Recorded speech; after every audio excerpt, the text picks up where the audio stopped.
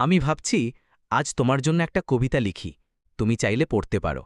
ঠিক আছে, তুমি লিখে ফেলো, আমি শুনব। তোমার হাসি যেন রোদ ওঠা সকালে, তোমার চোখে ডিবে আমি হারাই মনে।